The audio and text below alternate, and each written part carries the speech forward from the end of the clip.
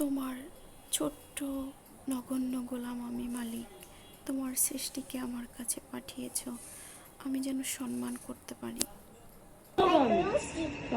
এই যে বিটিরা আইছে না, এই যে দেখতেছে যে ফুল আরো শ্বাসকষ্ট না সবেটার বি ভাইরাস। আর এই যে আমি আইছি, আমার দুটো জমক বাচ্চা, একটা থুয়াইছে আর একটা এই যে প্যাকেটের দুধ কিনে খাতে, ওই যে দুধ কাটা, এই যে এক দুধ না, এই যে একটা দুধ আছে বসছে। আর এনার স্বামীটার, এনার বি আইছে এই যে ইসি, আর স্বামীটার ফেরা লেগছে। মিথ্যে কথা কয়ে রোজার মাসে টাকা নেবো বারো হয়ে যায়।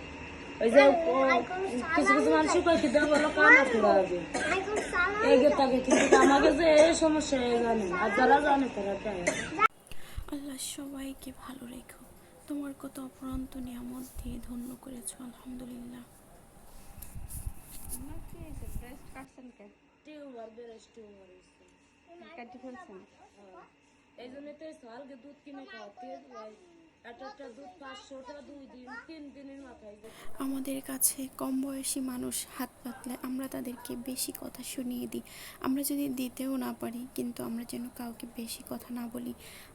কেউ যদি খুব অসহায় হয়ে না পড়ে, কেউকে হাত পাততে আসে, এই আপুটার যমজ দুটি বাচ্চা, আর সে হচ্ছে গরিব ঘরে হয়েছে, দুধ কিনে খাওয়াতে হয়। ওনার তো বেস্ট একটা কাটা, তো উনি কী করে দুধ খাওয়াবে? ওনার হাজব্যান্ড হয়তো অনেক গরিব, ওনার এরকম সিচুয়েশনেই তো উনি হাত পাততে এসেছে।